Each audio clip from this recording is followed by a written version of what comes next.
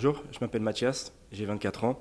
Aujourd'hui, je suis coach sportif en tant que travailleur indépendant et j'effectue cette fonction dans toute la région d'Île-de-France, Paris, banlieue proche, banlieue lointaine. Je suis originaire de Paris, j'ai grandi dans le 17e arrondissement avec mes parents, ma grande sœur. J'ai un parcours un tout petit peu plus atypique que la moyenne, c'est-à-dire que j'ai d'abord effectué un cursus classique français, donc le collège puis le lycée.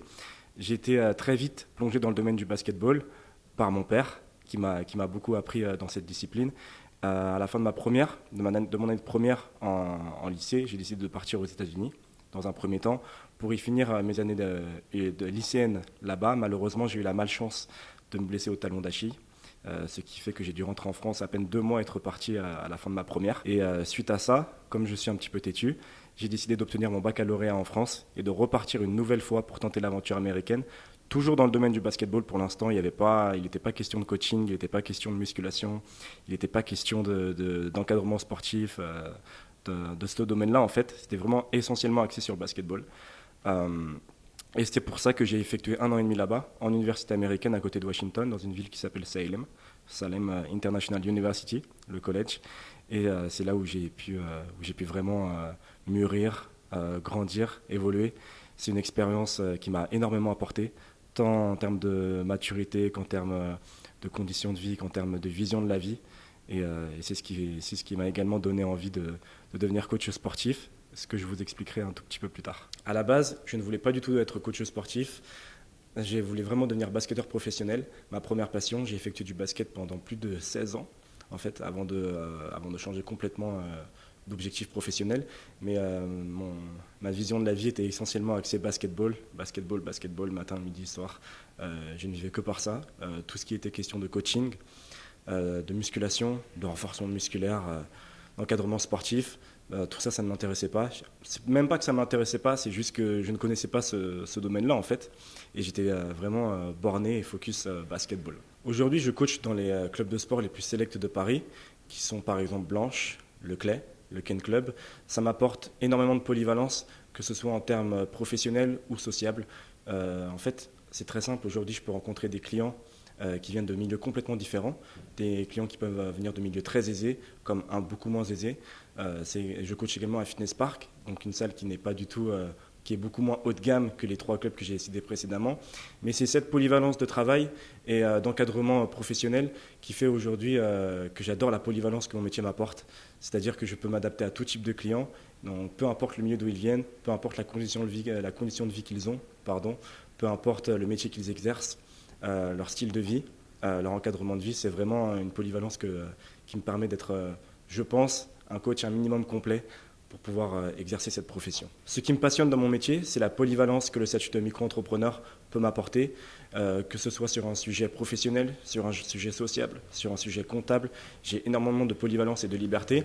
Alors forcément, sur chacun des sujets, on peut y voir des avantages, on peut y voir des inconvénients, forcément, il y a un peu de tout, c'est ce qui fait la beauté, à la fois le côté négatif de ce métier, de ce statut de micro-entrepreneur. Mais c'est cette polyvalence que j'adore dans mon métier. Les valeurs auxquelles je tiens aujourd'hui, que ce soit dans la vie de tous les jours ou dans le sport, sont des valeurs d'ambition, de détermination, le fait de se fixer continuellement de nouveaux objectifs, que ce soit dans le métier de coach sportif indépendant, que ce soit tout simplement dans le sport que je pratique, le basketball, la musculation, l'haltérophilie, pour les connaisseurs de cette discipline. Donc le fait de se fixer continuellement de nouveaux objectifs à atteindre et de ne rien lâcher, tout simplement. C'est également ces mêmes valeurs que j'essaye de transmettre à toutes les personnes que je suis amené à rencontrer. Tous les jours, je rencontre de nouvelles personnes, des personnes qui n'ont pas forcément grandi dans ces valeurs, d'autres qui ont parfaitement conscience de ces valeurs, mais c'est vraiment un échange de ces mêmes valeurs que j'essaye de transmettre à toutes les personnes avec lesquelles je suis amené à travailler, tout simplement, ou à côtoyer tout simplement aujourd'hui. Alors aujourd'hui, je vis du coaching tout d'abord par passion. C'est un métier de passion, forcément. C'est-à-dire que je ne déconseille pas à tous ceux qui veulent devenir coach sportif ou de vivre du coaching ou de vivre de leur domaine de prédilection, de le faire, bien au contraire. Mais le métier d'auto-entrepreneur, de coach sportif indépendant, c'est vraiment un métier de passion. Il faut être passionné par ce qu'on fait afin de ne pas décrocher, qu'il s'agisse que ce soit au bout de 2 ans, au bout de 3 ans, au bout de 5 ans.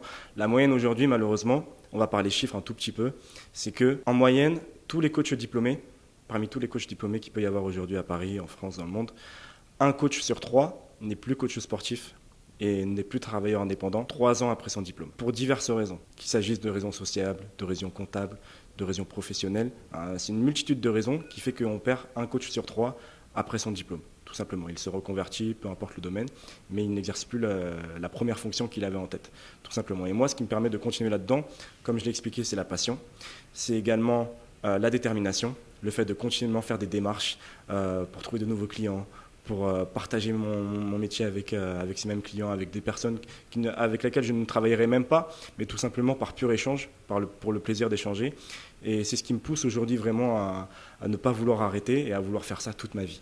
La passion. Aujourd'hui, les réseaux sociaux ont pris beaucoup plus d'ampleur qu'ils n'en avaient auparavant, qu'il s'agisse d'Instagram, de Facebook, de Twitter, peu importe le réseau social. Donc forcément, pour nous, les coachs sportifs et même les travailleurs indépendants en général, ils nous apportent de la visibilité afin que n'importe quel type de personne puisse être amené à voir notre contenu, ce qu'on fait dans la vie de tous les jours, la personne qu'on est, la fonction qu'on exerce. Donc forcément, ça peut rapporter des clients, ça peut rapporter du bouche à oreille, ça peut rapporter beaucoup de choses. Donc en termes de visibilité, par rapport à notre statut, c'est très très bénéfique pour nous. Et c'est pour ça qu'on est amené à avoir de plus en plus de tutos YouTube, de tutos Instagram, de coachs sportifs sur les réseaux qui se montrent torse nu, qui montrent leur exercice qu'ils font tous les jours, qui montrent l'évolution de leurs clients. Enfin bref, c'est vraiment un aspect très marketing, beaucoup plus que sociable même. C'est vraiment un aspect beaucoup plus marketing que sociable. C'est ce qui fait que ces réseaux sociaux sont compatibles avec le métier qu'on exerce. Je pense que le métier de coach est un métier d'avenir, dans le sens où je pense qu'il y aura continuellement des personnes qui auront besoin de coach. Je ne parle pas de coach sportif. Aujourd'hui, on peut être coach de tout et n'importe quoi. On peut être coach en nutrition, on peut être coach en psychologie, on peut être coach en comptabilité, dans le domaine du sport. Donc le mot coach est un terme très très vaste que les gens ont un peu tendance à déformer. Mais je pense que dans 10 ans, dans 15 ans, dans 20 ans, dans 50 ans, il y aura continuellement des personnes qui auront besoin de ce profil de coach pour leur vie au quotidien, pour leurs objectifs personnels. Par contre, je ne pense pas que le métier de coach soit un métier accessible à tout le monde. Comme je l'ai mentionné précédemment, c'est un métier de passion, c'est un métier de dévouement qui donne énormément d'apports et d'avantages et d'inconvénients au coach, mais qui nécessite également beaucoup de sacrifices, et d'où le côté passion qui est nécessaire pour effectuer cette fonction.